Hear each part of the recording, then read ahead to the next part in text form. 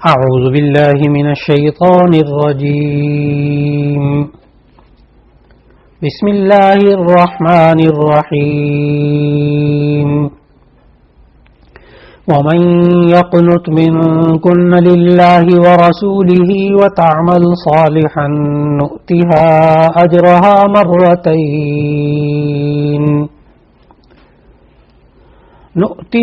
أجرها مرتين وأعتدنا لها رزقا كريما صدق اللہ العظیم۔ اللہ رب العزت کی توفیق سے قرآن مجید کے مضامین کے خلاصے کے سلسلے میں آج 22ویں پارے کا آغاز ہو رہا ہے۔ 21ویں پارے کے آخر میں آخری پاؤں سے سورہ احزاب شروع ہوئی تھی اور پھر اس کے 3 رکوع یہ 21ویں پارے میں گزر چکے، اور اس کے بعد 21ویں پارے کے آخر میں اللہ تعالیٰ نے اس بات کا ذکر فرمایا تھا کہ جب ان غزوات کے بعد فتوحات کا دور شروع ہوا اور مسلمانوں کے پاس مال و دولت آیا تو ازواج مطہرات نے نبی صلی اللہ علیہ وسلم سے درخواست کی کہ ہمارے لیے بھی کوئی وظیفہ اور نفقہ خرچہ جو ہے اس میں اضافہ کر دیا جائے۔ اس پر اللہ تعالیٰ نے یہ ارشاد فرمایا کہ یہ خواتین یہ ازواج مطہرات یا تو وہ خوشحالی کی زندگی گزارنے کے لیے اور یہ مال و دولت لے لیں اور اس کے بعد جدائی کا راستہ اختیار کر لیں، اور یا یہ کہ ان حالات کے ساتھ صبر کر کے قناعت کر کے گزر بسر کریں اور اپنی نظر آخرت پر کریں، تو ایسی صورت میں اللہ تعالیٰ ان کو اجر عظیم عطا فرمائے گا۔ چنانچہ 22ویں پارے کے آغاز میں اللہ تعالیٰ نے ازواج مطہرات کی فضیلت بھی بیان کی اور ان کو 7 احکامات دیے جو آج ہمیں عام خواتین کو بھی یہ 7 کے 7 رہنما اصول خوب سمجھنے چاہیے۔ اللہ تعالیٰ نے 22ویں پارے کے شروع میں ازواج مطہرات کو ایک حکم تو یہ دیا کہ دیکھو مردوں کے ساتھ بات کرتے ہوئے نرم لہجہ مت اختیار کرنا، فلا تخضعن بالقول فیطمع الذی فی قلبہ مرض وقلن قولا معروفا، تم مردوں سے بات کرتے ہوئے نرم لہجہ مت اختیار کرنا، ایسا نہ ہو کہ مردوں کے دل میں کوئی بیماری پیدا ہو جائے، لہذا تم دستور کے مطابق بات کیا کرو۔ اور دوسرا ادب یہ سکھایا ازواج مطہرات کو جو عام مؤمنین کے لیے بھی کہ وہ بلا ضرورت گھر سے باہر نہ نکلے، کیونکہ مسلمان عورت کا اصل اور محفوظ ٹھکانہ گھر ہے۔ تیسرا حکم یہ دیا کہ زمانہ جاہلیت کی خواتین کی طرح اپنی زینت اور ستر کا اظہار کرتے ہوئے باہر نہ نکلیں، اور چوتھا حکم ان آیات میں یہ دیا کہ نماز کی پابندی کریں، اور 5واں حکم یہ دیا کہ زکوٰۃ دیا کریں، اور 6واں حکم یہ دیا کہ اللہ اور اس کے رسول صلی اللہ علیہ وسلم کی اطاعت کیا کریں، اور 7واں حکم یہ دیا کہ قرآن مجید کی تلاوت کیا کریں اور حکمت پر مبنی ارشادات نبویہ کا تذکرہ کیا کریں۔ یہ 7 خصوصیات ہر پاکیزہ خاتون کو اختیار کرنی چاہیے۔ پھر اس کے بعد آیت نمبر 35 میں اللہ تعالیٰ نے مردوں اور عورتوں کی 10 صفات کا ذکر کیا اور بتایا کہ مسلمان مرد ہو یا عورت اس کے تشخص اور اس کے پہچان کے لیے 10 صفات ہونی چاہیے۔ اس سے یہ بھی سمجھ میں آتا ہے کہ معاشرے کے اندر رہتے ہوئے مرد اور عورت کو کس طرح زندگی گزارنی چاہیے، تو اس سے ہمیں یہ 10 اصول بھی سمجھ میں آ جاتے ہیں جو اللہ تعالیٰ نے آیت نمبر 35 میں 22ویں پارے میں سورہ احزاب کی آیت 35 میں ذکر فرمائے۔ ایک فرمایا اسلام ہونا ان المسلمین والمسلمات، کہ مسلمان مرد اور مسلمان عورتیں. پھر فرمایا والمؤمنین والمؤمنات، ایمان والے مرد اور ایمان والی عورتیں. اسلام کیا؟ کلمہ طیبہ کا اقرار، نماز، روزہ، زکوٰۃ، حج، اس پر عمل کرنے کو اسلام کہتے ہیں. اور ایمان کیا؟ آمنت باللہ وملائکتہ وکتبہ ورسلہ والیوم الآخر، ان 5 چیزوں پر یقین رکھنے کا نام ایمان. پھر تیسری خوبی بتائی القانتین والقانتات، یعنی فرمانبردار مرد اور فرمانبردار عورتیں ہمیشہ اللہ اور اس کے رسول صلی اللہ علیہ وسلم کی اطاعت کرنے والے ہوں. نمبر 4 الصادقین والصادقات، سچ بولنے والے مرد اور سچ بولنے والی عورتیں. نمبر 5 اللہ تعالیٰ نے ذکر فرمایا والصابرین والصابرات، صبر کرنے والے مرد اور صبر کرنے والی عورتیں. نمبر 6 والخاشعین والخاشعات، خشوع رکھنے والے مرد اور خشوع رکھنے والی عورتیں، یعنی اللہ کا دھیان رکھنے والے مرد اور اللہ کا دھیان رکھنے والی عورتیں. پھر اس کے بعد نمبر 7 بتایا المتصدقین والمتصدقات، صدقہ کرنے والے مرد اور صدقہ کرنے والی عورتیں. پھر نمبر 8 پہ بتایا والصائمین والصائمات، روزہ رکھنے والے مرد اور روزہ رکھنے والی عورتیں. پھر نمبر 8 پہ بتایا کہ روزے دار مرد اور روزے دار عورتیں. اور نمبر 9 بتایا والحافظین فروجہم والحافظات، کہ جو اپنے سطروں کی حفاظت کرنے والے مرد اور اپنے سطروں کی حفاظت کرنے والی عورتیں. اور پھر 10ویں خوبی بتائی مرد اور عورت کی والذاکرین اللہ کثیرا والذاکرات، اللہ کا ذکر کرنے والے مرد اور اللہ کا ذکر کرنے والی عورتیں. تو یہ 10 خصوصیات ایسی ہیں کہ اگر بندہ ان کو زندگی میں اختیار کر لے تو اللہ تعالیٰ کا فوراً وعدہ ہے اس آیت میں کہ اعد اللہ لہم مغفرۃ واجرا عظیما، اللہ تعالیٰ نے ان کے لیے مغفرت اور بڑا ثواب تیار کر رکھا ہے. پھر اس کے بعد آیت نمبر 36 میں ایک مشہور واقعہ اللہ تعالیٰ نے بتایا کہ جس کی وجہ سے نبی صلی اللہ علیہ وسلم کو مخالفین بڑی سخت تنقید اور طعن و تشنیع کا نشانہ بناتے تھے.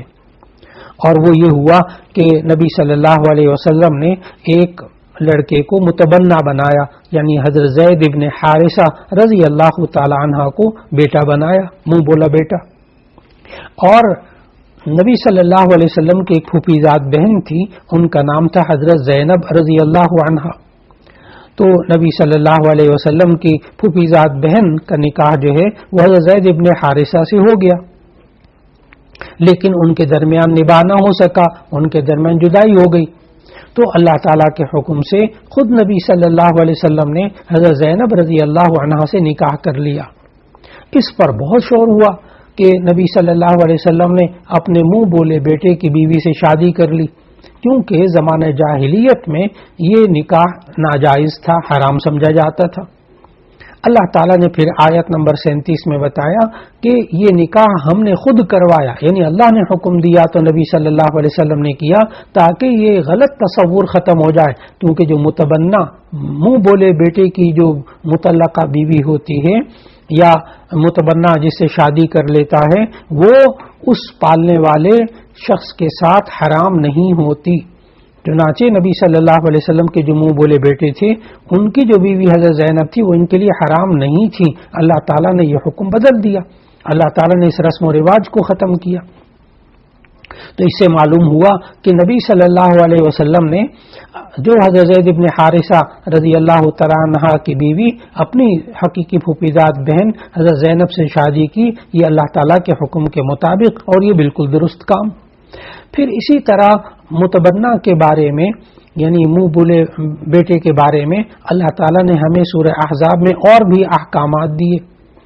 ایک تو یہ حکم دیا ما جعل ادعیاءکم ابناءکم ذالکم قولکم بافواہکم، یعنی معنی کیا، ہمارے معاشرے میں بھی یہ بہت عام ہے کہ جو منہ بولا بیٹا ہوتا ہے پھر اس کی جگہ باپ کی جگہ لوگ اپنا نام لکھنے لگتے ہیں. یہ غلط بات ہے، اور یہی غلطی اس وقت ہوئی جس کا تذکرہ اللہ تعالیٰ نے قرآن مجید کی آیات میں فرمایا کہ لوگ جو ہیں حضرت زید ابن حارثہ رضی اللہ تعالیٰ عنہ کو زید ابن محمد کہنے لگ گئے تھے.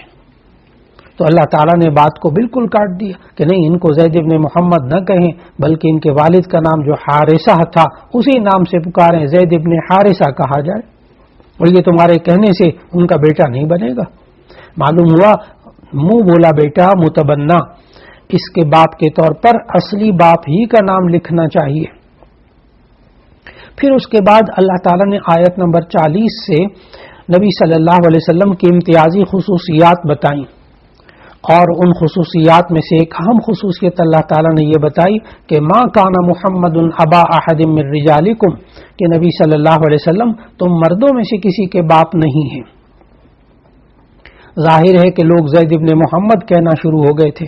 نبی صلی اللہ علیہ وسلم کی نرینہ اولاد تھی، لیکن وہ بچپن میں انتقال کر گئی۔ حضرت ابراہیم، حضرت قاسم، یہ سب بچپن میں انتقال کر گئے تھے۔ اب جوانی کے اندر نبی صلی اللہ علیہ وسلم کوئی نوجوان بچہ نہیں تھا، اور اللہ تعالیٰ نے اس کی حکمت بھی ساتھ بتا دی کہ ما کان محمد ابا احد من رجالکم، کہ محمد صلی اللہ علیہ وسلم تم مردوں میں سے کسی کے باپ نہیں، اس لیے زید ابن محمد نہ کہا جائے۔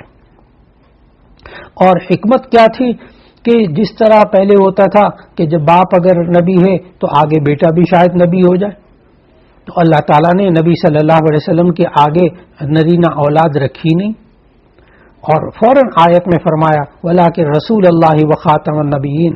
تو دوسری خوبی نبی صلی اللہ علیہ وسلم کی عظیم ترین خوبی یہ بتائی کہ وَلَٰكِن رسول اللہ وخاتم النبیین، لیکن وہ اللہ کے رسول ہیں اور آخری نبی ہیں۔ یہ عقیدہ ختم نبوت، یہ ہمارے ایمان کا حصہ ہے، اسی آیت کی وجہ سے کہ سورہ احزاب کی آیت نمبر 40 میں اللہ تعالیٰ نے بتایا کہ حضرت محمد مصطفیٰ صلی اللہ علیہ وسلم اللہ تعالیٰ کے آخری نبی ہیں۔ دو خوبیاں ہو گئیں۔ تیسری خوبی اللہ تعالیٰ نے آیت نمبر 45 میں تین خوبیاں اکٹھی ذکر کی، یا ایھا النبی انا ارسلناک شاہدا ومبشرا ونذیرا۔ تو تیسری خوبی شاہدن، نبی صلی اللہ علیہ وسلم کو گواہ بنا کر بھیجا۔ نبی صلی اللہ علیہ وسلم کی اس گواہی کا تذکرہ اور جگہوں میں قرآن مجید میں موجود ہے کہ کس طرح نبی صلی اللہ علیہ وسلم کو ساری امت پر گواہ بنا کر بھیجا جائے گا۔ وَجِئْنَا بِكَ عَلَىٰ هَٰؤُلَاءِ شَهِيدًا، جیسے سورہ نساء کے اندر اللہ تعالیٰ نے فرمایا کہ آپ کو ان سب پر گواہ بنا کر لایا جائے گا قیامت کے دن۔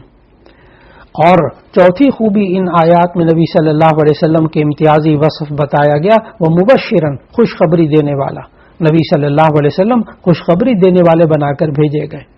اور پانچویں خوبی وَنَذِيرًا، اور ڈرانے والے۔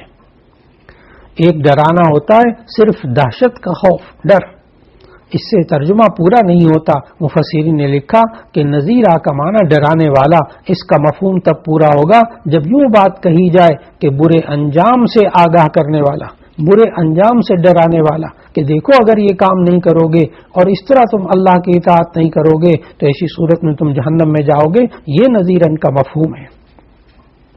پھر اس کے بعد اگلی آیت نمبر 46 میں اللہ تعالیٰ نے چھٹی خوبی بتائی وداعیا الی اللہ، کہ اللہ کی طرف دعوت دینے والا بنا کر نبی صلی اللہ علیہ وسلم کو بھیجا۔ اور ساتویں خوبی یہ بتائی سراجا منیرا، روشن چراغ بنا کر بھیجا کہ اس روشنی کی وجہ سے ساری گمراہی کے اندھیرے ختم ہو گئے۔ اس کے بعد آیت نمبر 50 میں اللہ تعالیٰ نے نبی صلی اللہ علیہ وسلم کو جو زیادہ نکاح کرنے کی اجازت دی اس کا تذکرہ موجود ہے کہ نبی صلی اللہ علیہ وسلم کو اللہ تعالیٰ نے فرمایا یا ایھا النبی انا احللنا لک ازواجک اللاتی آتیت اجورہن۔ اس آیت سے اللہ تعالیٰ نے نبی صلی اللہ علیہ وسلم کو زیادہ بیویاں کرنے کی اجازت عطا فرمائی۔ یہاں سے بھی نبی صلی اللہ علیہ وسلم کے اوپر جو اس وقت زیادہ شادیاں کرنے کی وجہ سے لوگ اعتراضات کرتے تھے، اس پر اللہ تعالیٰ نے یہ احکامات دیے۔ نبی صلی اللہ علیہ وسلم کی زیادہ شادیوں کے بارے میں ذہن میں رکھنا چاہیے کہ بیعت وقت نبی صلی اللہ علیہ وسلم کی 9 بیویاں رہیں بیعت وقت، لیکن کل جو ازواج مطہرات تھیں وہ 11 تھیں، اور یہ سب اللہ تعالیٰ کے اسی حکم اور اسی اجازت کی وجہ سے جو کہ سورہ احزاب کی آیت نمبر 50 کے اندر اجازت موجود ہے، اس اجازت کی وجہ سے نبی صلی اللہ علیہ وسلم نے اتنی شادیاں کی۔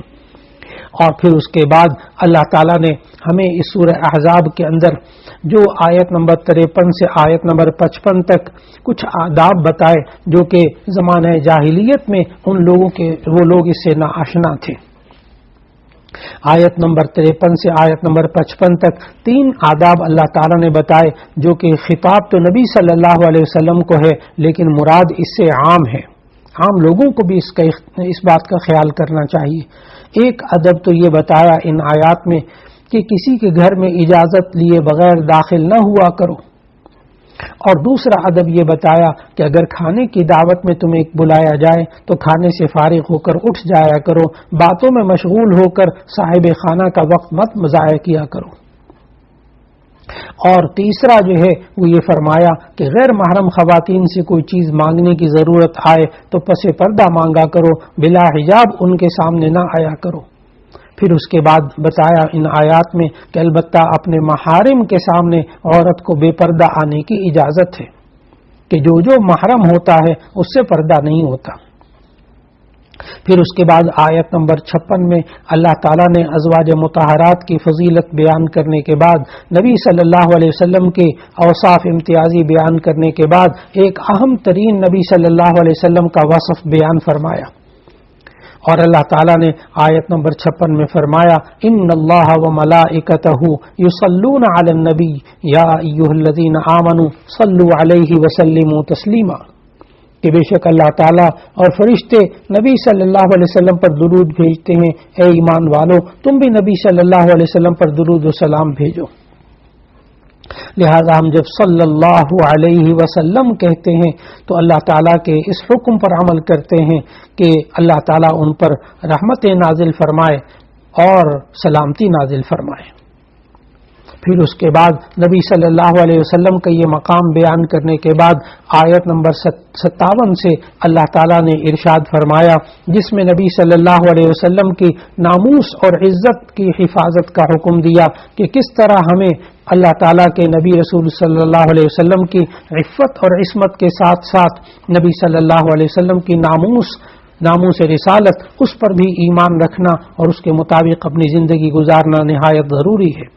آیت نمبر 57 میں اللہ تعالیٰ نے فرمایا ان الذین یؤذون اللہ ورسولہ لعنہم اللہ فی الدنیا والآخرہ واعد لهم عذابا مہینا، کہ وہ لوگ جو اللہ اور اس کے رسول کو اذیت پہنچاتے ہیں اللہ تعالیٰ دنیا میں بھی ان پر لعنت فرماتا ہے اور آخرت میں بھی، اور ان کے لیے اللہ تعالیٰ نے ذلت آمیز عذاب تیار کر رکھا ہے.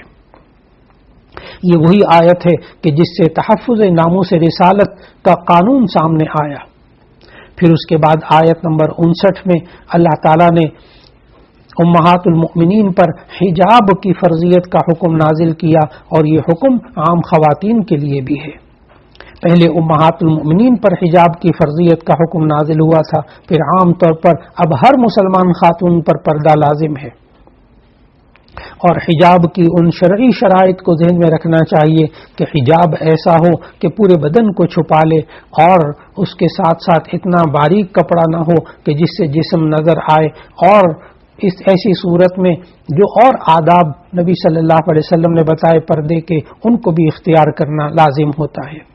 پھر آیت نمبر 70 اور 71 میں اللہ تعالیٰ نے ہمیں سمجھایا یا ایھا الذین آمنوا اتقوا اللہ وقولوا قولا سدیدا، اے ایمان والو اللہ سے ڈرو اور درست بات کہو. درست بات کون سی؟ قول سدید، سیدھی بات. درست بات وہ ہوتی ہے کہ جس میں اللہ تعالیٰ نے زبان کے جتنے عیب بتائے ہیں ان میں سے کوئی عیب اگر نہ ہو تو وہ قول سدید کہلاتا ہے. اس میں جھوٹ نہ ہو اس بول کے اندر، اس میں غیبت نہ ہو، اس میں بہتان تراشی نہ ہو، اس میں چغل خوری نہ ہو، اس میں دوسروں کا مذاق اڑانا نہ ہو، اس میں دھوکہ دینا نہ ہو، اور اس کے اندر ایذاء مسلم نہ ہو، دوسروں کو تکلیف دینا، تحقیر کرنا مقصود نہ ہو، تو وہ قول سدید کہلاتا ہے. لہذا جب انسان اپنے بول کو درست کر لے تو اللہ تعالیٰ نے سورہ احزاب کی آیت 70 میں فرمایا کہ تم اپنے بول کو درست کر لو، یصلح لکم اعمالکم، وہ اللہ تمہارے سارے کام درست کر دے گا.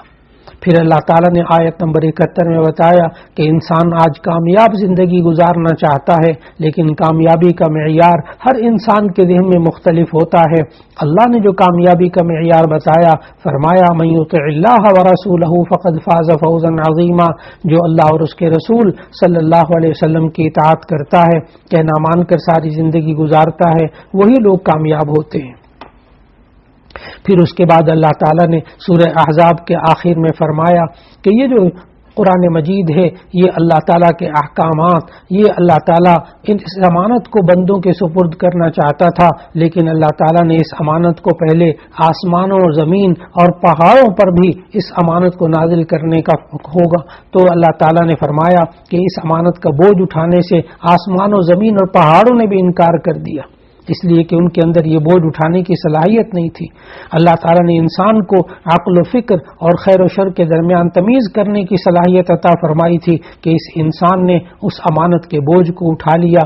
البتہ یہ انسان بہت کمزور، لیکن یہ انسان اس بات کو سمجھے کہ جو احکامات اللہ تعالیٰ نے دیے ہیں اسی پر عمل کرتا رہے تو یہ انسان بالآخر نجات پا جائے گا۔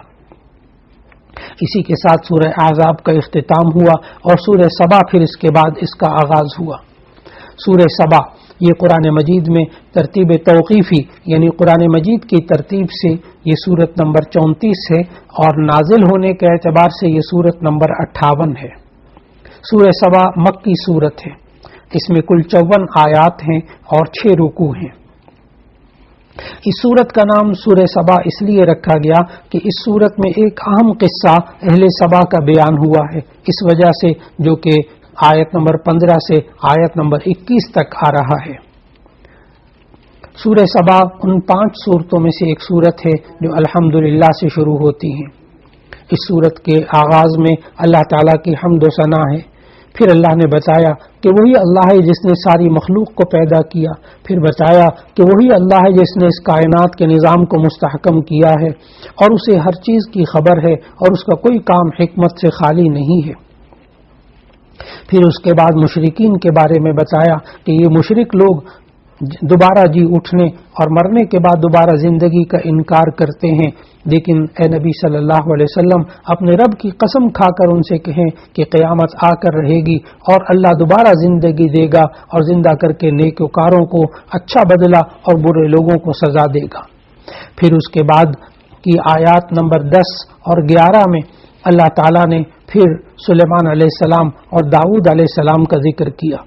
سورہ سبا کے اندر اللہ تعالیٰ نے 2 قسم کے لوگوں کا الگ الگ ذکر کیا۔ ایک تو شکر گزار بندوں کا ذکر کیا، جس میں داؤد علیہ السلام کا تذکرہ ہے، سلیمان علیہ السلام کا تذکرہ ہے کہ کس طرح اللہ تعالیٰ نے ان کو نعمتیں دی تو انہوں نے شکر ادا کیا۔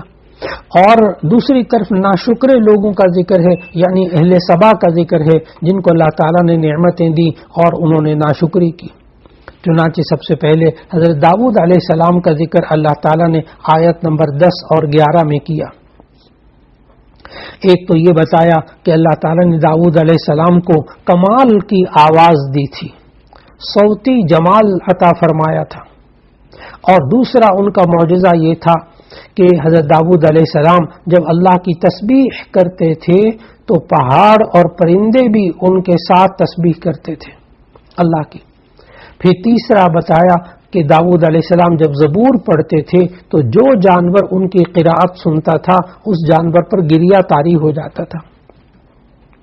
چوتھی بات اللہ تعالیٰ نے ان آیات میں یہ بتائی کہ اللہ تعالیٰ نے داؤد علیہ السلام کے لیے لوہے کو نرم کر دیا تھا، وہ اسے جس طرح چاہتے تھے موڑ لیتے تھے اور جو چاہتے تھے اسے بنا لیتے تھے۔ پھر پانچویں بات اللہ تعالیٰ نے ہمیں بتائی کہ حضرت داؤد علیہ السلام اس لوہے سے مضبوط زرہیں بناتے تھے۔ معلوم ہوا لوہے کا کام کرنا یہ حضرت داؤد علیہ السلام کی سنت تھی، اور کس طرح انہوں نے اس وقت زرہیں بنانا، زرہ کہتے ہیں جو جنگ کے وقت میں ایک مخصوص لباس بدن کے اوپر پہنا جاتا ہے تاکہ تلوار اور نیزوں کے زخم سے انسان بچ سکے۔ داؤد علیہ السلام کی ان باتوں کو بیان کرنے کے بعد پھر آیت نمبر 12 سے اللہ تعالیٰ نے سلیمان علیہ السلام کا ذکر کیا، اور فرمایا کہ اللہ تعالیٰ نے جیسے حضرت داؤد علیہ السلام پر خصوصی انعامات کیے تھے، اسی طرح حضرت سلیمان علیہ السلام کو بھی خوب نوازا۔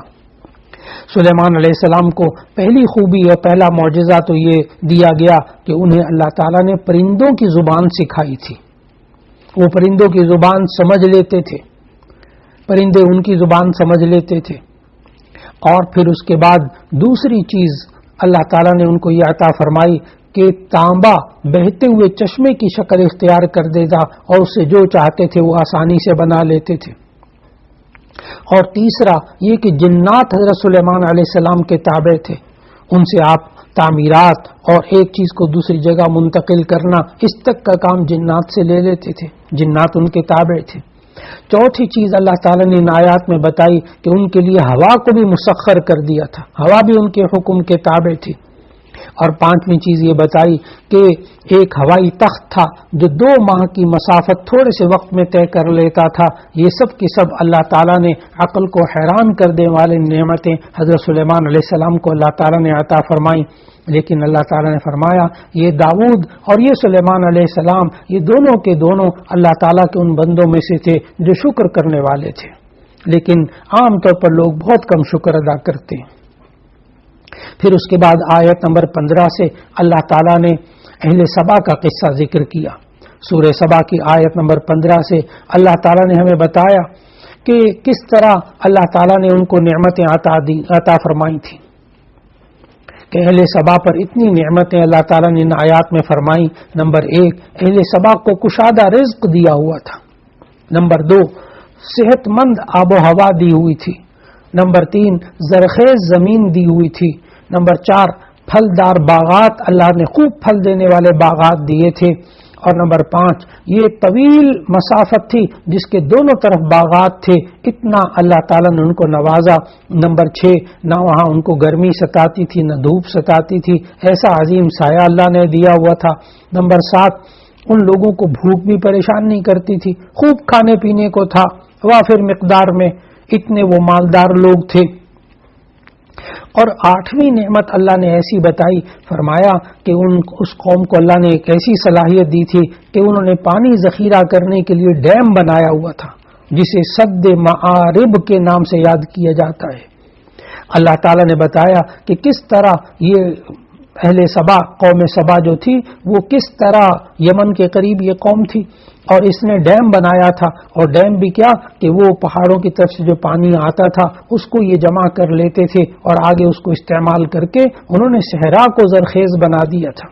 تو یہ گویا کہ ڈیم کے موجد جو تھے، سب سے پہلے بنانے والے یہ اہل سبا تھے۔ اتنی نعمتیں اللہ نے ان کو دی، مالداری ان کے پاس اور ان کے پاس باغات، ان کے پاس خوب نعمتیں ان کے پاس، لیکن اللہ تعالیٰ نے ان آیات میں بتایا کہ انہوں نے نعمتوں کا شکر ادا نہیں کیا، ناشکری کی، اور پھر وہی ہوا کہ اللہ تعالیٰ نے ناشکری کا عذاب ان پر نازل کیا۔ آیت نمبر 16 کے اندر اللہ تعالیٰ نے پھر اس عذاب کا ذکر کیا کہ کس طرح وہ بند جو تھا ڈیم، اس کی دیواروں کو اللہ نے ہلا دیا تو وہ عذاب کی صورت اختیار کر گیا اور وہ ڈیم ٹوٹ گیا اور اس ڈیم کے پانی نے تباہی مچا دی۔ اللہ تعالیٰ نے بتایا کہ سارے باغات اور بستیاں خس و خاشاک بن کر بہہ گئیں، جہاں پھل اور پھول تھے وہاں جھاڑ جھنکار کے علاوہ کچھ نہیں بتا، اور اہل سبا کا ذکر صرف داستانوں میں رہ گیا۔ یہ ان ناشکری کی وجہ سے اللہ تعالیٰ نے ان کو یہاں تک پہنچایا۔ پھر اس کے بعد آیت نمبر 22 سے 27 تک اللہ تعالیٰ نے مشرکین کے عقائد و نظریات کے عقلی اور نقلی دلائل سے ان کی تردید فرمائی۔ ایک تو یہ فرمایا کہ اللہ تعالیٰ نے کہا مشرکین سے کہ تم بلاؤ ان معبودان باطلہ کو جنہیں تم اللہ کے سوا حاجت روا اور مشکل کشا سمجھتے تھے، دیکھتے ہیں وہ تمہیں کیا فائدہ پہنچاتے ہیں۔ پھر اللہ تعالیٰ نے ان آیات میں سوال کیا، بتاؤ تو صحیح تمہیں آسمانوں اور زمین سے کون رزق دیتا ہے؟ یہ بھی سوال اللہ تعالیٰ نے کیا جنہیں تم اللہ کے ساتھ عبادت میں شریک سمجھتے ہو، ذرا انہیں سامنے تو لاؤ تاکہ میں دیکھوں کہ ان کے اندر کون سی ایسی صفت پائی جاتی ہے جس کی وجہ سے تم ان کی عبادت کرتے ہو۔ پھر اللہ تعالیٰ نے سورہ سبا میں کفار اور مشرکین کی سرکشی اور کفر کی جو بنیادی وجہ تھی وہ ان کی مالداری بتائی کہ ان کے پاس نعمتیں تھیں، مال تھا، اولاد تھی، جس کی وجہ سے وہ سمجھتے تھے کہ ہمارے پاس یہ سب کچھ ہے لیکن ہمیں عذاب نہیں ہوگا۔ اللہ تعالیٰ نے آیت 35 میں سمجھایا کہ یہ لوگ یہ کہتے ہیں ہم مال اور اولاد کے اعتبار سے تم سے زیادہ ہیں، ہمیں عذاب نہیں دیا جائے گا۔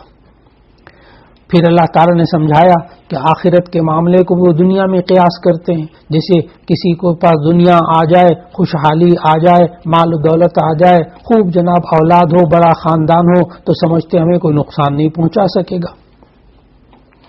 پھر اللہ تعالیٰ نے آیت 36 میں اس کا جواب دیا ان کو کہ نبی صلی اللہ علیہ وسلم آپ فرما دیجئے اکثر میرا رب جس کے لیے چاہتا ہے روزی کشادہ کر دیتا ہے اور جس کے لیے چاہتا ہے تنگ کر دیتا ہے، اکثر لوگوں کو تو اس کا پتہ نہیں۔